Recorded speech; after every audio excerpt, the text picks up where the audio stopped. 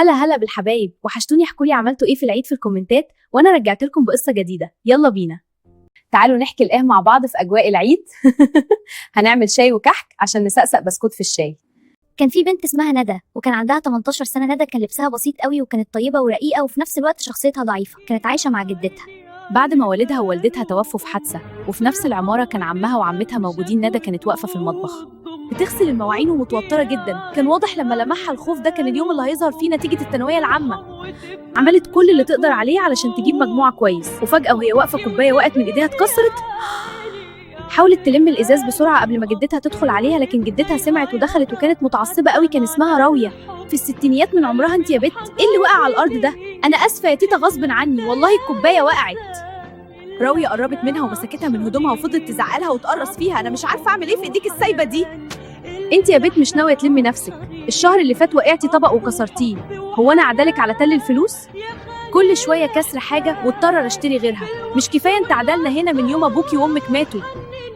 معلش يا تيتا انا اسفه، انا بس متوتره والله. علشان نتيجه ايه يا بت؟ هو انت فاكره نفسك هتجيب مجموعه؟ ده لو حتى دخلتي كليه اكيد هتطلع منها في الاول، وفي الاخر هتقعد في البيت ومش هيبقى لك فايده.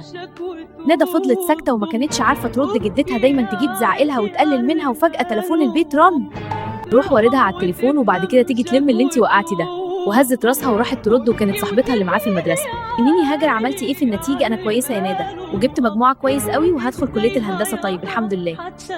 الف مبروك يا حبيبتي، الله يبارك فيكي. مبروك لك انت كمان. تعرفي ان المدرسه والمدرسين كلهم فرحانين لك قوي. ليه؟ هو انا جبت مجموعه كويس؟ ايه بس يا بنتي، معقول انت ما تعرفيش لغايه دلوقتي انت جبتي كام؟ انت طلعتي الاولى على المدرسه ورتبتي كمان على الجمهوريه. معقول الوزير لسه ما كلمكيش؟ ندى من صدمتها ما كنتش مصدقه. انت متاكده يا هاجر من الكلام اللي بتقولي ده؟ يمكن واحده تانية واتلخبطوا في الاسماء. بنتي تانية ازاي؟ انا شايفه اسمك بنفسي وفي جروب الواتساب بتاع المدرسه. عاملين لك تكرم يا ستي، وكلهم فرحانين بيك قوي. الحمد لله يا رب. انا يا هاجر ما كنتش اعرف والله، ما انت عارفه بقى ان التليفون بتاعي قديم.